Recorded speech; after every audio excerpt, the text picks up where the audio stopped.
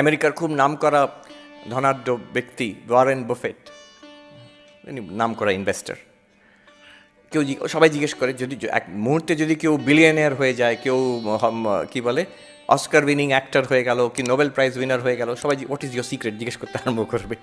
তাকে কেউ জিজ্ঞেস করেছে what's the secret of your success.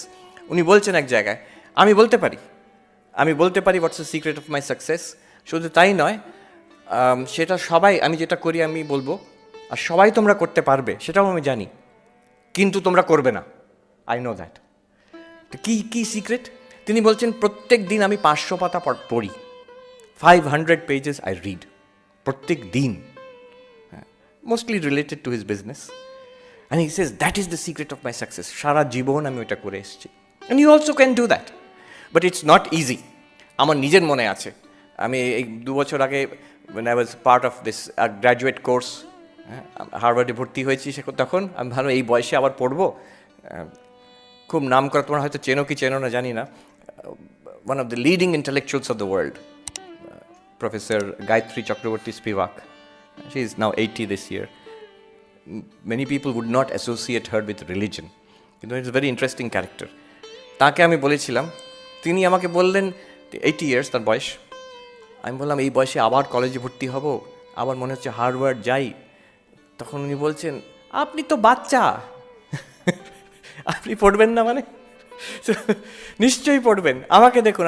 সেই সময় তিনি ছুটছিলেন, চাইনিজ শিখছেন, শুধু নিজের শখের জন্য নয়, কলম্বিয়া ইউনিভার্সিটি চাইনিজে ক্লাস বসে চাইনিজ শিখে পরীক্ষা দিতে যাচ্ছেন। একটা 19-20-year-old গার্ল যখন ছুটে যাচ্ছে তার কলেজের পরীক্ষা, ঠিক ওই রকম স্পিরিট। 80 বছরের মহিলা।